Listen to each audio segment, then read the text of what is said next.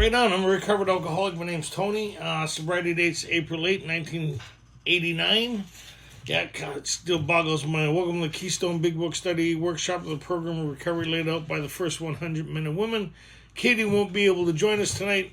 Ray will be fitting in. Honored, always honored, and a privilege to have him with us. I always appreciate what he does. He has great study Tuesday nights, part of the Keystone group also. And so I want to make sure you at least prayed once today. So why don't we open it with the serenity prayer? What do we need for a good meeting, Ray? God, grant me the serenity to accept the things I cannot change, courage to change the things I can, and the wisdom to know the difference. We're on page 60.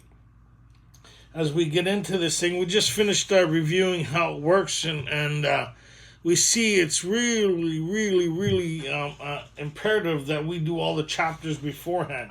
It's kind of interesting when we got the YouTube talks on, you see how many get skipped because they don't see the importance of it, right?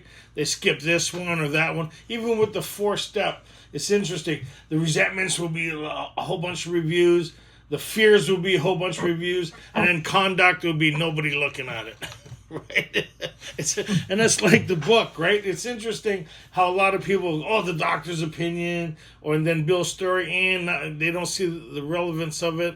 And then, there is a solution. They dive into more about alcoholism. Then we agnostics, it kind of slides off again, right? The book's put together for a specific reason, for specific ideas to get across the whole transition into where we're at, and how it works. If you've gone through all those chapters, like we talked about last week, you'll have a pretty good grasp on what they're saying and the information behind what they're saying. And so when they talk about, here are the steps we took, which is suggested as a program of recovery, they talk about the course of action they did. We have yet to take that course of action. That's why it's kind of in past tense. And then they talk about on page 60, having had a spiritual awakening as the result, not a result, the result. Specific reason for doing that. And if you've been through the previous chapters, you'll understand what the specific reason is and why we need this specific solution to this specific problem. Right, kind of makes sense. And then we see how the steps turn into principles, how they don't talk about the steps anymore, right? The steps are the vehicle, right, to get access to this power. The steps are not the solution. They are the vehicle to get access to a power greater than ourselves, that we could start formulating this relationship as laid out in We Agnostics, right? Where and how where we define this power that creates the change that they talk about in the spiritual appendix. Well, that's exactly what this book is about. Its main object is to enable you to find a power greater than yourself, which will solve your problem, not help you solve your problem. It's the shift in thinking. Because the more involved you are, the worse it's probably going to be.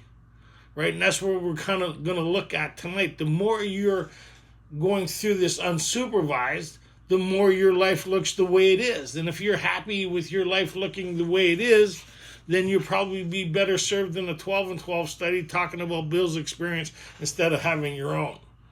But we realize at this stage of the game, we need to have a specific solution to a specific problem. And what's really cool here, as we practice these principles and guidelines, the development of moving into the spiritual realm, right? We claim spiritual progress rather than spiritual perfection. Then they're going to give us an example of what they mean by that, right? We're kind of like the human dilemma and where our problems lie. Because we can't solve the problem or address the illness. We're not applying the steps to the illness. We're applying it to our human condition, and the byproduct is the illness is removed.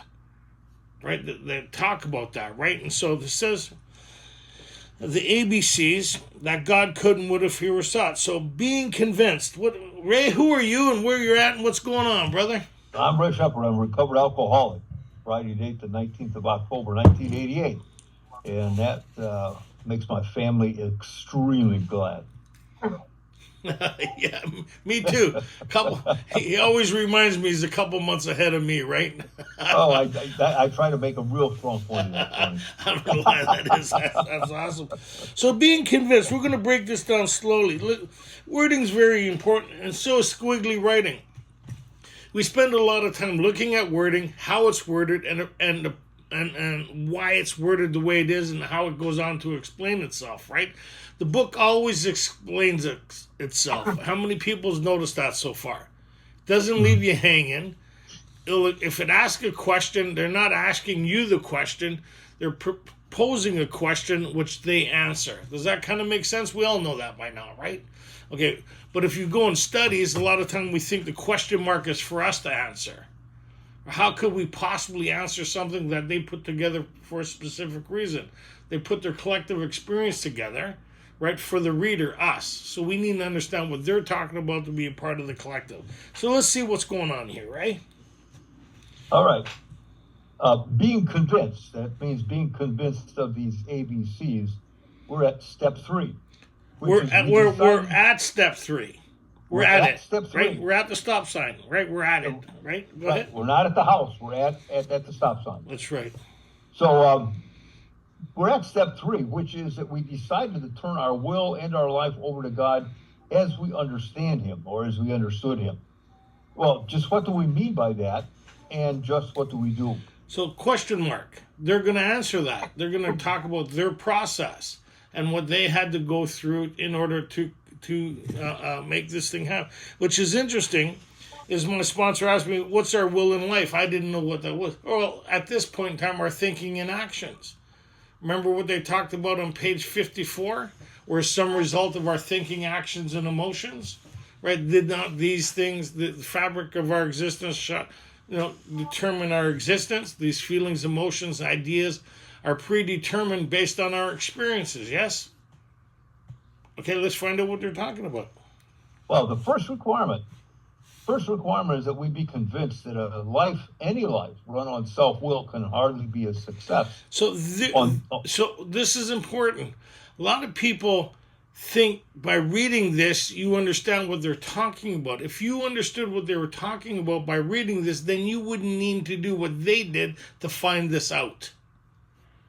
Right? If we had that ability to assess these things before they happened, right, or as they were happening, which most of us don't, and they're going to talk about the human condition. Most of us have keen intellectual insight after things happen, not before. What did you think about that, Ray? Would that be a good assessment? What they're going to do here is they're actually going to ask the question as far as, are you convinced that? And then they're going to give this little one-act play of life that demonstrates exactly what they're talking about. That the first requirement is you got to be convinced that any life run on self-will can hardly be a success. So they're going to show you exactly what they mean by a life run on self-will. So on that basis, we're almost always in collision with something or somebody, even though our motives are good. Most people try to live by self-propulsion. So that's interesting. Most people, what they're talking about is the human condition and the world we live in. Right? Yeah. They're not specific to the alcoholic. They're specific to anybody breathing and walking upright. Right? The human condition. Right. They gave us a little preview of that back on page 52 when they talked about the bedevilments. So they go on here and they say that most people try to live by self-propulsion. Each person is like the actor who wants to run the whole show, is forever trying to arrange the lights, the ballet, the scenery, the rest of the players in his own way. If his arrangements would only stay put, if only people would do as he wished, the show would be great. True, everybody. Isn't that true? Yeah. So what's your point? What's your point? if you only do it my way. So everybody, including himself, would be pleased. Life would be wonderful. In trying to make these arrangements, our actor may sometimes be quite virtuous. He may be kind, considerate, patient, generous, even modest and self-sacrificing. If you're doing what I want. Yeah. If you're doing what I want, this is the behaviors you get.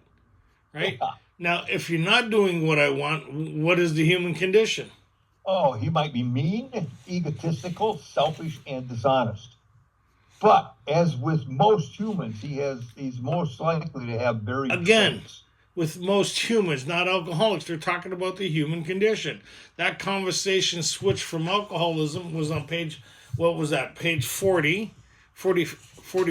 I'll be Page all right. 44. Page 44, right? And then they started transitioning into the human mentality, condition, and struggles, right? Through we agnostics, and they're continuing that. Go ahead.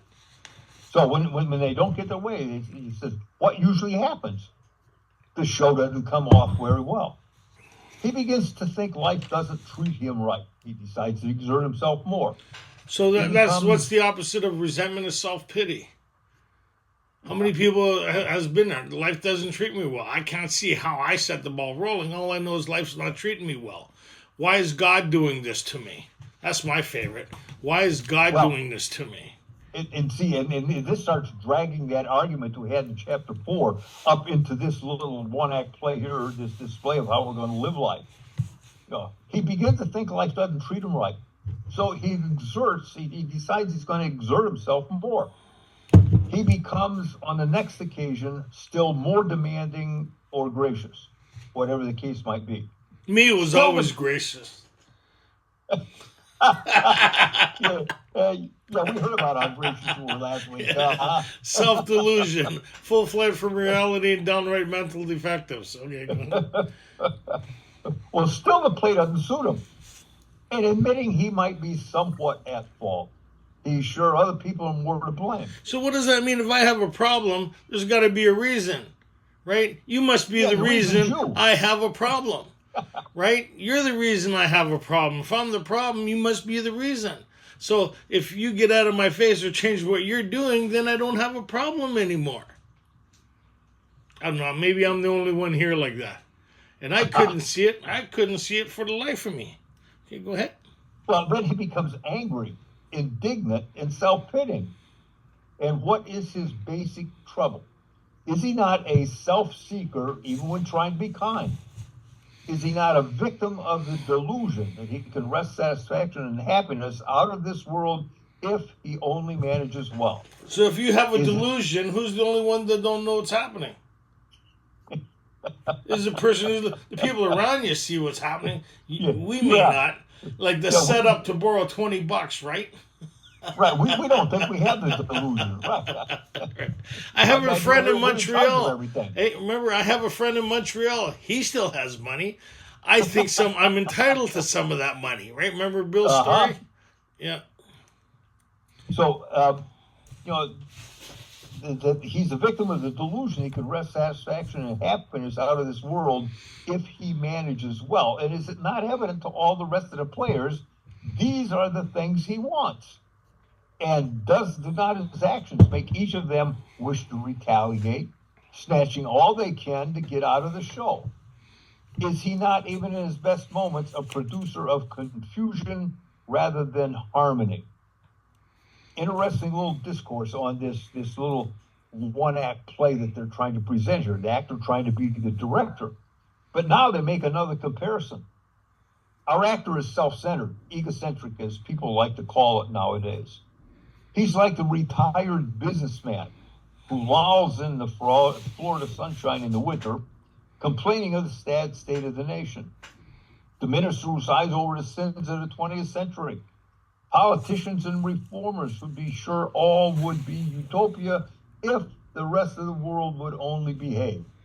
The outlaw safecracker who thinks society has wronged him. And the alcoholic who's lost all and is locked up. Whatever our protestations, are not most of us concerned with ourselves, our resentments, or our self-pity? And it's kind of interesting how they put those three people in the same category. How their conduct is creating their own demise, and they blame other people for it. A great depiction then of what we had just gone through in the previous paragraph. It's like you said earlier, Tony, that they're going to ask a question, then they're going to answer the question, and they also then give a great little story to drive that point home. So now they summarize. They're going to say, okay, let's take a look at this guy, this individual trying to be the actor or the director. It's selfishness and self-centeredness. That we think is the root of our troubles. Driven by 100 forms of fear, self-delusion, self-seeking, and self-pity, we step on the toes of our fellows and they retaliate. So if you're driven by 100 forms of selfish, self-centeredness, and fear, who's the only one that don't know the root cause of why you're feeling and thinking the way you are? Because if you can't assess it, it's got to be other people, places. There's got to be circumstances. It's got to be where I was raised. It's got to be my parents. It's got to be those police. It's got to be my work. It's got to be my job. It's got to be those people. And so when we're in meetings and we think the newcomers listening to the message we're carrying, they can't get past their own thinking. How many people remember being new here? I had problems. Listening to you wasn't high on my priority list, right? That's why we carry this. When we ask them to share, they sound like they're still on fire. Yeah, how you doing? I'm good. Yeah, they're still smoking. They see the smoke coming off of their, right? So that's why we carry this message to them. They don't know what's going on. They're wondering how it works as we read how it works. Like, totally, I got problems. Like, I got some serious consequences, right? What are you people talking about? Happy, joyous, and free. Can we get somebody to share with a problem? So our troubles, we think, are basically of our own making. They arise out of ourselves. And the alcoholic is an extreme example of self-will run riot, though he doesn't think so. Why? Why are we an extreme example of those things? Because we've never dealt with life. We're always manipulating people, places, things, making excuses for conduct that we don't know why we're doing it. We keep on getting drunk when we should be sober. We're sneaking drinks. We're lying about our drinking. Our conduct's affecting other people. We're skimming on the bills. We're not paying people we should be paying. We're lying to people. We're engaged in things that we shouldn't be engaged in. Our life is a total chaos mess. Anybody? The actor. The actor totally mismanages everything. But it just seems the more I try, the more conflict I create. Maybe I'm alone in that here. No, right? So because I can't see self with self. My brain goes, look, you're trying to be nice. Look at the way they're looking at you. Those people, right? It's like somebody's, I'm going to leave it alone. Let's move on. I'm trying to be nice here, Ray. Well, help me out. It's a great question, though, Tony, because what you're asking is, do you see how you create your own misery? It's something we never look at until we start doing our inventory. And you know what? Yeah. No, I couldn't see how I created it. Right. That's what they're saying here. They couldn't create it either. They had to, I don't want to ruin a surprise. Go ahead. Well, that last sentence really drives home that point. We invariably find that sometime in the past, we made decisions based on self that later put us in a position to be hurt. So we don't see. So in order to see that, I would have to do the same process that they did in order to come to that conclusion. Yeah. Because if I'm driven by 100 forms of fear and self-delusion, the ideas I come up with make sense to me, but it doesn't solve the problem. Right? It's like me monitoring me with me. Yeah. Right? Well, have you done the steps? No, but I'm doing step 10 every day. Oh, boy. Oh, I'm reading page 417. Oh, boy. See the delusion, right? I'm going to mask, cover, become the actor, put on the show and shine. It's the meeting time. Talk about serenity now, right? And all that stuff. Nuts. Like it took me, the first time I read this, I didn't think of me once. I thought of my girlfriend who I was going out with. I thought, no wonder I have problems. She fits every one of those things. I'm going to go home and leave this on a nightstand so she can see it. Maybe she'll have the same insight about her that I'm having. Right? Like, that's nuts. Right? So I'm sitting in meetings and I don't know I'm nuts because I've been living in this I've been living with me for a long time. I'm used to the noise and how I think. So we're sitting.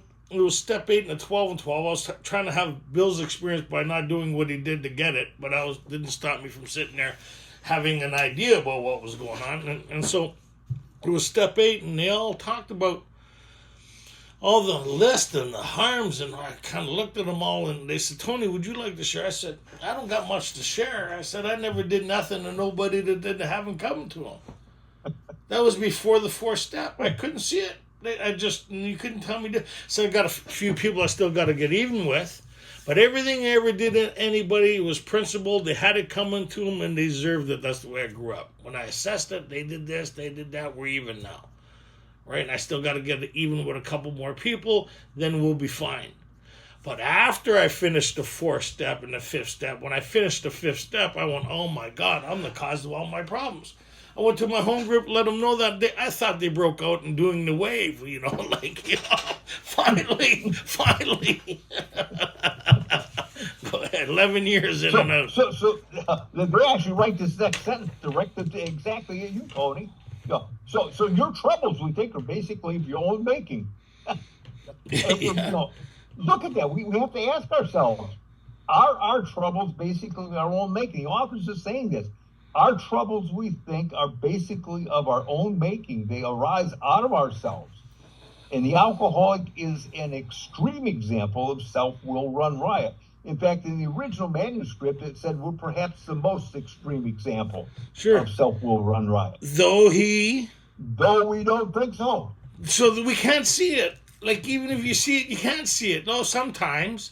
Or maybe that time. Oh, yeah, let's not get carried away. Not today, though. Because I'm sober. So the brain always puts us in a place of neutrality and free from blame.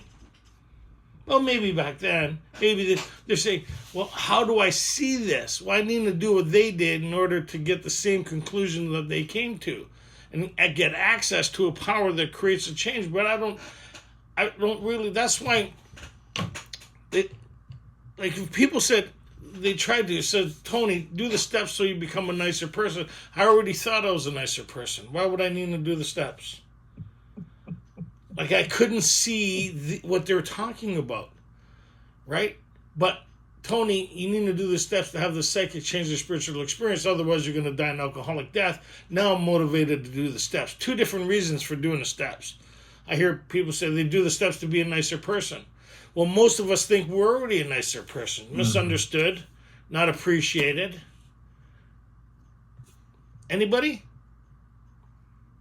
And we get a couple weeks sober, and then we go try to fix the family. That's how we are, right?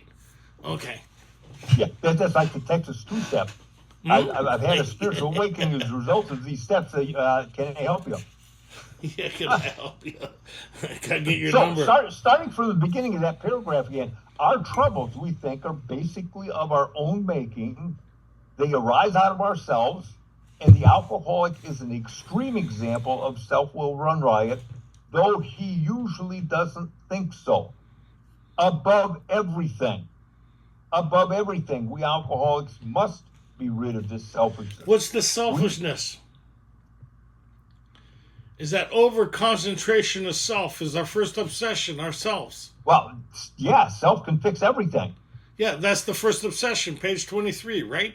I can fix this. Matter of staying on guard. Bill talked about it. I can laugh at the gin mills. I had what it takes. Surely this is the answer. Self-knowledge. Self. The guy on page 27. Right? Relapse was unthinkable. He had the inner workings of his minds, right? And its hidden springs, right? Relapse was unthinkable. Every single person that they use as an example in here, it was of the same understanding of we were the beginning and the end. We had to be placed in a position of humility to see that I need to move forward. And that's what the steps really do, right? If you can't really see or grasp it, it's okay. The steps will reveal that, and getting access to this power, that's where they're going to get at, will enable us to see it in a different light, right? And able to be okay with it. Like, how do you eat an elephant one bite at a time? How do I not become overwhelmed with this whole thing? By looking at it the same way they did, piecemeal, slowly, through the application of these principles to overcome these things. But without this power, I'm left with me, and it's crippling, right? So I need to get access to this power in order to see me in a different light. And that's what they're going to give us the recipe to this dilemma here, right? Mm-hmm. Yes? Yeah? So as they go on, that is a great message of depth and weight here that they're going to tell us. Remember, they said that above everything, we alcoholics must be rid of this selfishness. We must, or it kills us. God makes that possible. And there often seems no way of entirely getting rid of self without his aid. So many of us. So hold on a second. So what they're saying here is what we read in the spiritual appendix through the educational variety. As we go through this, we have shifts in perspective. Remember, and we agnostic that prepared to change our point of view. In order to change your point of view, you need to see things as they are and what's available. What am I hoping to obtain here? The shift in thinking and application of certain principles that they talked back on page 54, right? It was page 54, they talked about me applying me to me, and that's why my life looks the way it is. So my life is exactly the way it looks through the application of self. I'm a representation before I get here, and then when I get here, as the result of my story. What we're saying is we're trying to offer you a new story, but it's not yours. It's the story of Alcoholics Anonymous, and this is what it looks like for everybody who's followed our path. So when you look at Ray's story, look at my story, Eugene's story, we can go on and on here, Dewey's story, like the people here who've gone through the process, we're all experiencing a different story, right? And that's outlined in the spiritual appendix. Right, it kind of talks to this transformation, this change, right? Which was once, right, this thing that used to drive us, what they're talking about here, is now pushed to one side. Or you could recognize it as it's happening or before it's happening. And then if you still fall victim to it after it's happening, you take corrective measures to work toward it. God makes that possible. Where were and how were we to find this power? That's exactly what this book is about. Does that kind of make sense? So we're going to do this transition here. Yeah, and that's a strong point that needs to be repeated, Tony, because that change of point of view really is pervasive now throughout this part of the chapter 5. Change of point of view. If you don't, you're not going to do what you need to do. So as they say, that many of us had moral and philosophical convictions galore, but we couldn't live up to them, even though we would have liked to. And so what they talk about is reiterating again on page 44, 45. If a moral, better philosophy, many of us would have recovered long ago. See how the book comes full circle again?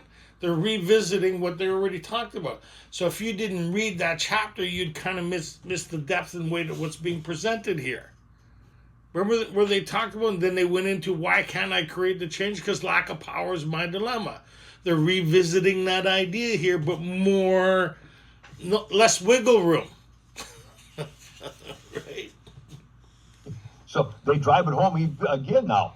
Neither could we reduce our self-centeredness much by wishing or trying on our own power. We had to have God's help. Lack of power, right? Lack of power. We need to find a power by which we can live and a power which will solve our problem. So that answers that question that we asked back on page 60 when they said, well, what do we mean by that? Now they're going to tell you what do we do? And they answer it in this first sentence. This is the how and why of it. First, we have to quit playing God. It didn't work. Next, we decide hereafter in this drama of life, God was going to be our director. He's the principal, we're his agents. That's interesting. So when these guys broke this down for me, like the director, when you understand the role of director, it puts us, what part do we, what's our role in this? What do we play? Like what position do we take? Right? So at my work, we have a director. And he has 5 or 6 different things happening at the same time. We all don't know what's happening, but we're doing what we're told is happening. We get a script, we get a day plan, and we're going to go do this shot here, we're going to go do that shot over there, and the whole camera crew, moves like it's huge. They move to a different stage, and as they're at that stage, we prepare the stage over here. Right, and they come back over here to do another shot, and then they move over to another stage, and they'll do 3 or 4 shots that that are not in sequence, but are part of the movie or part of the TV show. And everybody follows the step of the director, right? And then at the end, they put it in, and they put it all together, and then you watch what anytime you watch a TV show or a movie, that's all put together at all different sequences at all different times. But the director knows exactly what's happening. And if everybody follows that, then it becomes a pretty good story at the end. And that's kind of like us, right? So he is the principal. What do you got out of that? What do you mean? What do you get out of that? The principal is the one that we represent. If we have a principal, then we represent that principal. We're his agent. And he's the father. He's the disciplinarian. We're his children. So he's going to train us up in the way that we should go. We are his agents. What's an agent? You represent the company that you're working for. Like a concierge at a desk. At a hotel, yeah. Right? We become concierge not only in our life, but all around everybody around us. We fit ourselves to be maximum service. And as we do that, we get to live a better life. Whereas agents, the people who showed up in my life that I didn't ask to show up in my life, got me to participate in the saving of my own life. Ebby showed up in Bill's life. Remember, Ebby called Bill. Bill didn't call Ebby. Right? And then they went out and found other people, right? People who were in that desperate state, right? The people who found me, I believe, got a memo from something greater than themselves saying, concentrate on this one. This one's next. And they just said, well, why? Or whatever, right? And they said, because. And then they just started working with me, right? They got the memo. It's like when we started the Keystone Group, right? And as we went along, needed somebody to do Tuesday nights. I couldn't do it, so I prayed about it. Said, get ready. I said, then I prayed about it again, and then no. I love you. And I said, Ray, get ready. On me, said, do it, I said, Ray, God told me to tell you something. No, go ahead. And we're his children. This is a great example here, Tony, of the hierarchy of what we are fitting ourselves to be in. The director directs the whole show. And the principal then has got a part and parcel of each of these little things that are within the show. And then within each of them, there is a leader, i.e. the so-called disciplinarian, the father, who's going to teach each of us within that subset what we're going to do. And so that's how they're leading up here to developing a relationship with this power we call God. Well, when I think about it, like I had to think about a different relationship other than my relationship with my father. But when you think the idea, like as becoming a father and raising my kids, I seen that they didn't worry for nothing. Right? Yeah. So they argue about time to go to bed, but I was always acting in their best interest. And I used to, they'd ask me what, said, I'm preparing you for life. One day you're going to move from here and you're going to be on your own. I'm doing the best I can to prepare you as best I can for the life that you're going to go live. That's my job. So they didn't have to worry about clothes. They didn't have to worry about food, not like the way I was raised. I didn't know food was coming. I never knew who was coming through the door. So I was raised in chaos.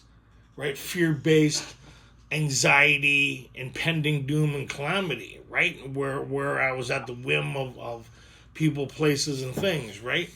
But my kids growing up didn't worry for nothing. So when you think about that relationship, camp coming, got the money from, sign it. They get up in the morning, they have food, breakfast, and clean clothes. They go to bed at night, make sure they bath or whatever, they got clothes. The ideal relationship. And as the days turned into weeks, the weeks turned into... They had a pretty good life.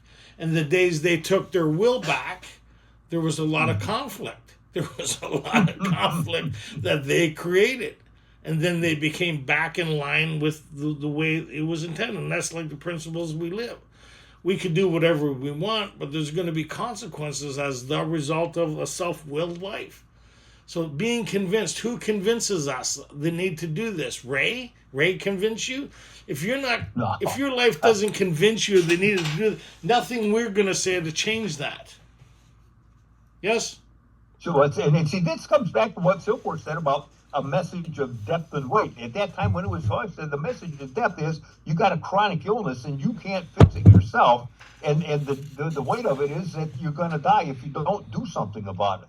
It's the same thing here as we're talking about this relationship as we start to move forward from this point. And what's cool here is they're going to get into this in a second here, but there's been enough pressure, self-imposed pressure, to cause a piercing in the armor, in my heart, to open up enough light to allow God's agents to work with me, right? To create a shift, the humility, right?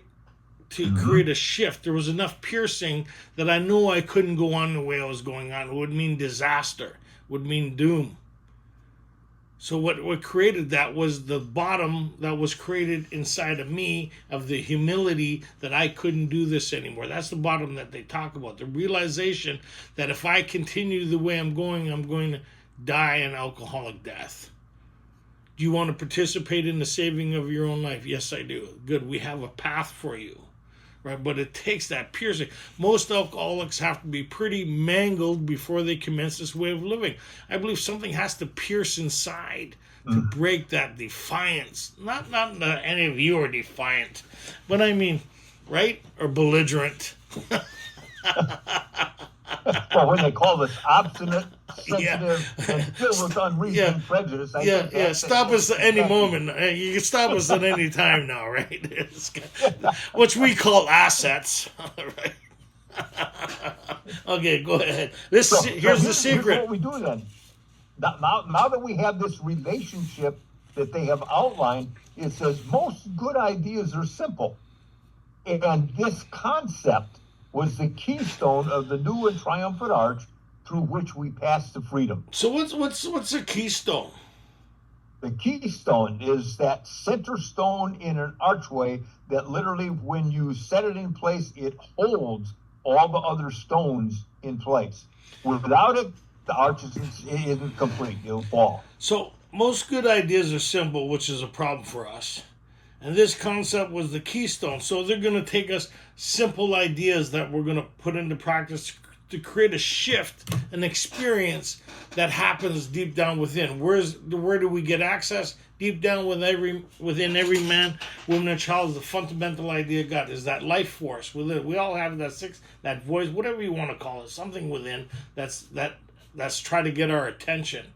What are you doing? I don't know. You know that thing you talk to sometimes that talks to you that's quite alarmed by what you're doing. And you should be as alarmed as that entity within inside of you, which I call life force. So they're saying here, this is interesting. The guys who took me through paused here. They said, think about this, Tony.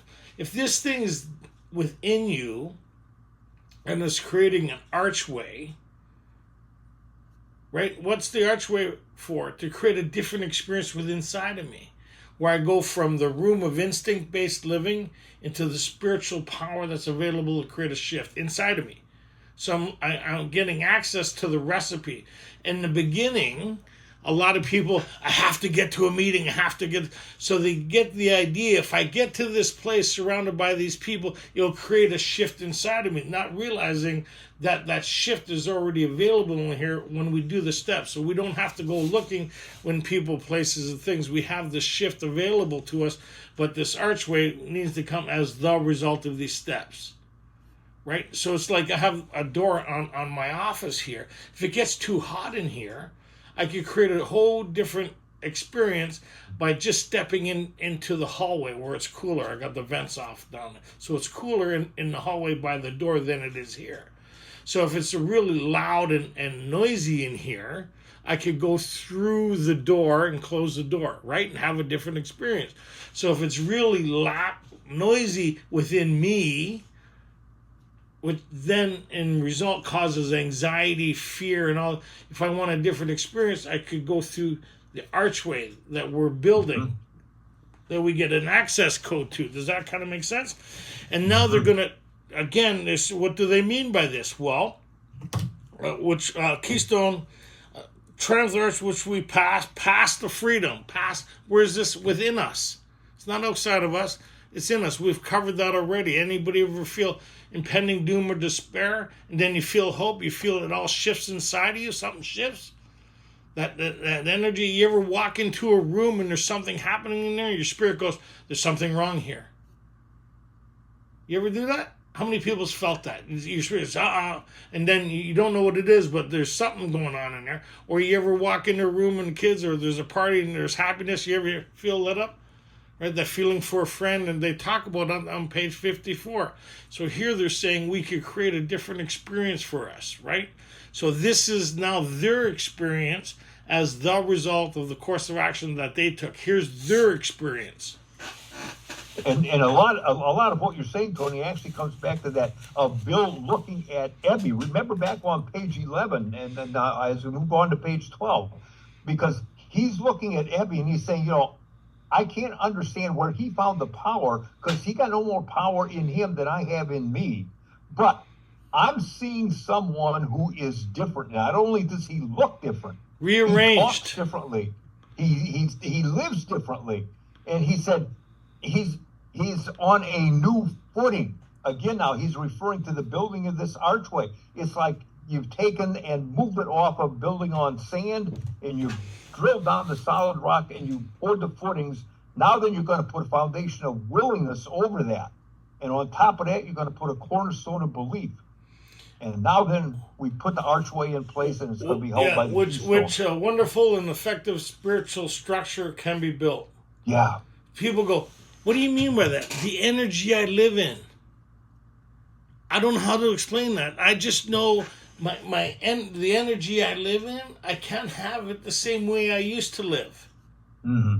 Like I feel the difference between when I'm in total self and driven, and when I'm living in the spiritual structure of this aura that's created around. Like it's just well-being. I don't know how to explain, but that's what we're building, and the archway is how I get access to that. Right? Well, this next paragraph then is really going to open us to looking at the application of that paragraph we just finished. Top of page 63. This is their experience as the result of the steps. This is their experience. A lot of people think this is the step 3 promises. It's the promise. If you do the rest of the work, you can experience this, but you don't experience this in step 3. If you experience this in step 3, you wouldn't need to do the rest of the work. See how the mind always tries to talk us out of doing the work?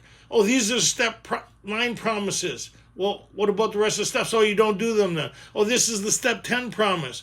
We'll be restored to sanity. Well, then what's 11 and 12 for? Oh, that's for later. See how the mind's interesting, right? It works against us without even realizing it's working against us, because it makes sense. Now we're back on page 60, right? 62, without realizing it. We're forming this delusional state based on information that we're hearing that's not grounded in their experience. Sorry, I had a moment there. Well, that's right, because that's the idea that is so simple that we're now going to take a look at the application of it. Yeah. When we sincerely took such a position, i.e. those relationships we just looked at, when we sincerely took such a position, all sorts of remarkable things followed. Not happened. Followed. After, as the result. As the result of. So we had a new employer. Being all-powerful, he provided what we needed if we kept close to him and performed his work well. Established on such a footing, we became less and less interested in ourselves, our little plans and designs. More and more, we became interested in seeing what we could contribute to life. That was that was the transformation Bill was having from the previous page, sitting with Ebby, right, in total conflict, to going through this process to having a new experience. Yeah. So as we felt new power flow in, as we enjoyed peace of mind, we discovered. So what happened first? Peace of mind. Then we got access. We removed the block. That's right. We got access to the keyway. We go through the arch. We're living in this within the spiritual realm, right? As we move forward, it gives us access code to that, right? It gives, and then as we tap into this power, there starts to be a shift in our thinking and our emotional state. Yeah. And this is almost a reiteration of what they said back on page 50. This is saying the same thing, but yet in a slightly different way. It says, more and more we became interested in seeing what we could contribute to life as we felt new power flow in, as we enjoyed peace of mind, as we discovered we could face life successfully, as we became conscious of his presence. We began to lose our fear of today, tomorrow, or the hereafter. We were reborn. And that's that transformative process that Bill talked about as he's looking at Evie. His roots have grasped new soil. And that's what they talked about. There was a solution. That's what the doctor talked about. That's what the spiritual appendix talked about. That's what all their experience talked about as the result of this. Some of it's like a lot smaller conversation, but they're all saying the same thing. This is available for everybody. And it's really interesting how many years I kind of were reborn that would still kind of sit odd with me because of my old evangelical background, right? So reborn means to be renewed and to move in a new direction. But I'd have some of my old ideas conflicting and still bring up some of that emotional stuff. It took a long time for me to not like kind of get a sour face when I heard that, right? And that's honest, right? That's years. No, even now I recognize how I used to be, but I reform what they mean by that. Reborn means I'm given a second chance at life, not the evangelical kind of condemning thing that I went through, right? That I still doesn't sit well with me, right? But I understand what they mean now, right? I have a new experience through this process. So what? Oh, now sorry. Step 3. We're now at step 3, which is interesting, right? So that was the whole process. So from page, and if we go back and we kind of look at where we're going with this, if we go all the way back, the bottom, chapter 4, We Agnostics, page 44, where they left, right? So up to that point, the previous chapters talked about alcoholism. Now they switch the conversation to the human dilemma of our thinking, emotions, and how we process things. And they try to navigate us through our thinking to find where we can make a beginning, right? Which is really interesting. So, and then we get into what we just read tonight. And it's kind of interesting that they're referring to everybody, but we're an extreme example of these things, though we don't think so.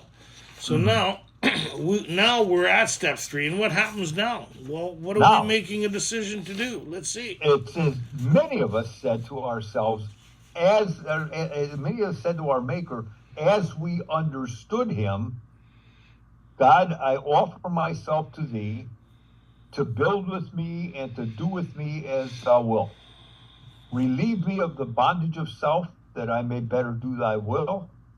Take away my difficulties, that victory over them may bear witness to those I would help of thy power, thy love, and thy way of life.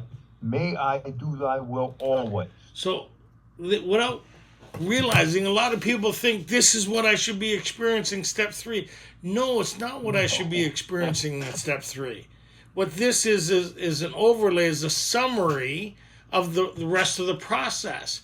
So when they talk, what does step 12 say? Having had a spiritual awakening as the result of these steps, we tried to carry this message to alcoholics and to practice these principles in all effort. What message? The spiritual experience that I had, right? And how did you get it? Well, this is how I got it. It's not the steps that got me that. The steps were the vehicle that got me connected to something greater than me. Because a lot of people do the steps and don't get connected. They make it a behavioral modification thing, and they're convinced they've done the steps. So what was the purpose of the steps? And they look at me weird. Ask somebody, what's the purpose of the steps? Well, to get connected to this power. Because if I don't get connected to this power, I can't experience a psychic change or spiritual experience. So what came first? The connection or psychic change or spiritual experience? The connection.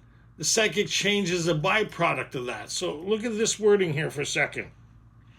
right? That I may take away my difficulties, victory over them, that them may bear witness to those I would help of thy power, thy love, and thy way of life.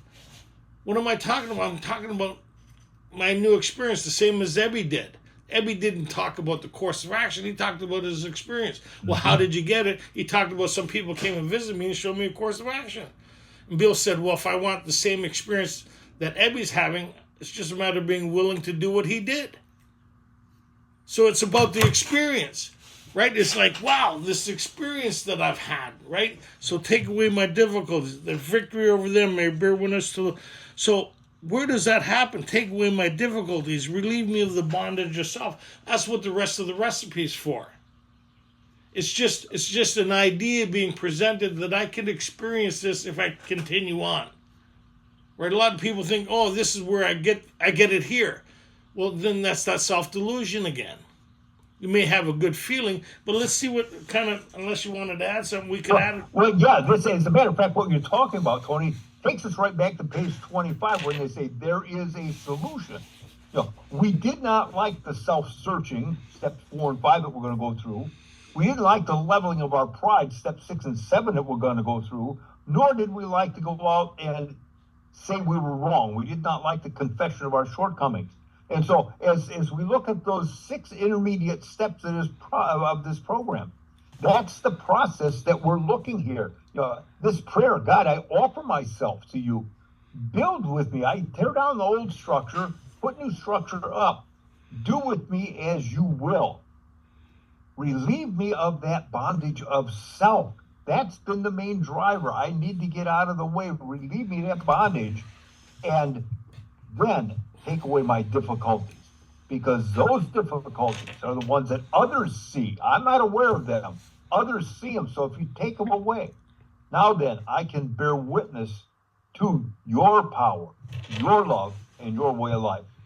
It's an interesting prayer as we take a look at the positioning of this just before we begin inventory.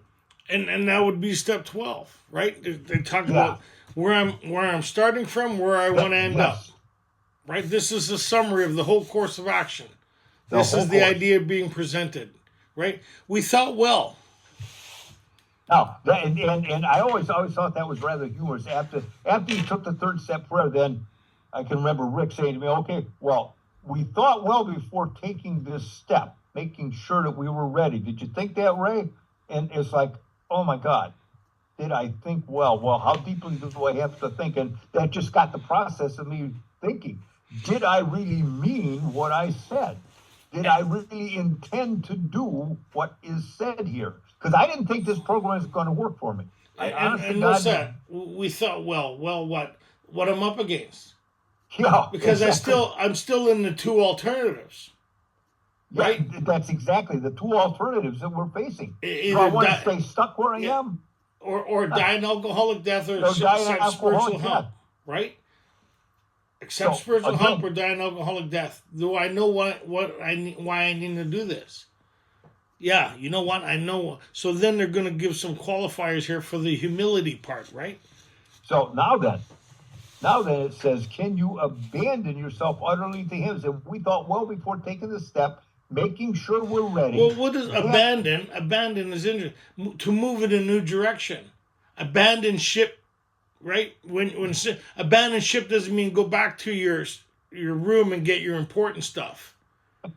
It means abandon ship. Get in a lifeboat to take you to a new a new vessel or to take you to land. So to abandon what I'm doing, to move in a new direction, to have a new experience, right? And so we got a couple minutes left. We'll finish this here, right? Abandon ourselves utterly to him. How will I know that? Well, they're going to tell us how we know that if we've abandoned ourselves. Here we go. So the next paragraph says, when we found it desirable to take this spiritual step with an understanding person, such as our wife, best friend, or spiritual advisor. But it's better to meet God alone than with one who might misunderstand. Wording, of course, was optional, so long as we express the idea. So there you go. So a lot of people get stick. express the idea that I could have this experience and this I could have the same experience that those who put this together had if I willing to keep moving forward. All I don't have to fully understand everything. Like some people are quite like smart and me not so much. Right? All I knew is my life was on the line. This stuff on page 62 and all this stuff, I had really not the insight I have today on it. Right? Most of it was garble. I didn't understand. It didn't apply to me. Right? But I knew I had to do this because my life was on the line. So the idea was quite, voicing it without reservation. Hey, you, this is my third step prayer. Ready? Hey, you, you're all that in a bag of chips. I need some help. Show me. Show me who you are. Everybody talks about how great you are. I'm open. Show me. I'm open for a new experience. Show me. I did stuff with everybody else, but alone, that was my conversation with God. I said that. You're all that in a bag of chips. Show me. Show me who you are. Show me. Yeah. Right? I'm open. Show me. And believe me, I should have put a seatbelt on because I had no idea what was about to happen, right? It was like, woo, whoa, right? Wait 1 second, right? Hold on. So the only limitation to this whole thing I read is me. If he's the father, we're his children. If he's the new employer, and I've entered this new relationship with this new employer, and I'm starting on the ground floor as a caretaker, and have all this opportunity ahead of me, who would be the only limitation to my experience with the new employer is me. You. Right? So God's always been way more willing to give than I've been able to receive. So, go ahead. Let's find out here. Well, this is just the beginning. And if honestly and humbly made, an effect, sometimes a very great one, was felt at once. So next, we launched into a course of vigorous action. The first step, which is a personal house cleaning, which many of us had never attempted. Though our decision was vital and crucial, it could have little permanent effect unless at once followed by a strenuous effort to face and to be rid of the things in ourselves which had been blocking us. And they actually give a little hint as to what's blocking us when we get back to page 71. What are these things that self is blocking you from this power we call God?